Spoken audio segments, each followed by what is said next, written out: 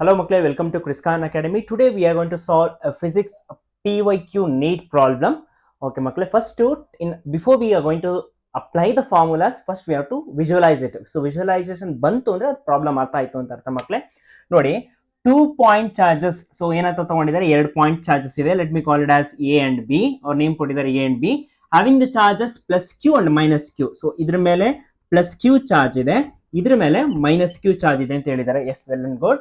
Respectively are placed at a certain distance. Our distance na mention madilla or particular distance anta helilla. So let me take D. Okay, so force acting between them is F. Force acting between them is F.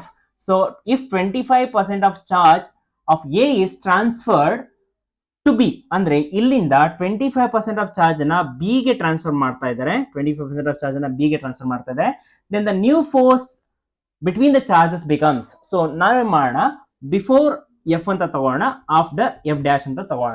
Okay, so sir before ಏನ್ force ಇತ್ತು sir ಅಂದ್ರೆ, so K into plus Q into minus Q divided by D square. ಹೌದಲ್ವಾ? According to Coulomb's law F is equals to K into plus Q into minus Q divided by D square. Then what is the force after? Sir ಇಲ್ಲಿ ಏನಾಗ್ತಿದೆ ಅಂದ್ರೆ, so charge transfer ಆದ್ಮೇಲೆ charges change ಆಗ್ತಾ ಇದೆ, ಹೌದಾ? So 25% charge ಅನ್ನ ಇಲ್ಲಿ transfer ಮಾಡಿದ್ರೆ ನಾವು ಟ್ರಾನ್ಸ್ಫರ್ ಮಾಡ್ತಿರೋ ಚಾರ್ಜ್ ಯಾವುದು? Positive charge. ಸೊ ಇಲ್ಲಿ ಪಾಸಿಟಿವ್ ಚಾರ್ಜ್ ಇಲ್ಲಿಗೆ ಹೋದ್ರೆ ಏನಾಗುತ್ತೆ, ಇಲ್ಲಿ ಆಲ್ರೆಡಿ ನೆಗೆಟಿವ್ ಚಾರ್ಜ್ ಇದೆ, ಇವೆರಡು ಏನಾಗುತ್ತೆ 25% ಆಫ್ ನೆಗೆಟಿವ್ ಚಾರ್ಜ್ ಅನ್ನ ನ್ಯೂಟ್ರಲೈಸ್ ಮಾಡುತ್ತೆ. ಹಾಗಾದ್ರೆ ಇಲ್ಲಿ ಉಳ್ಕೊಳ್ಳೋದು ಮತ್ತೆ ಇಲ್ಲಿ ಉಳ್ಕೊಳ್ಳೋದು ಎಷ್ಟು? 75% ಆಫ್ ಚಾರ್ಜಸ್. 75% ಹೆಂಗ್ ಬರೀತೀರಾ? 75/100 into q. So here also 75/100 into q ಅಂದ್ರೆ ಇಲ್ಲಿ ಮೈನಸ್ ಕ್ಯೂ ಬರುತ್ತೆ, ಇಲ್ಲಿ ಪ್ಲಸ್ ಕ್ಯೂ ಬರುತ್ತೆ ಮಕ್ಕಳು. ಸೊ 75/100 ಅಂದ್ರೆ ಎಷ್ಟು?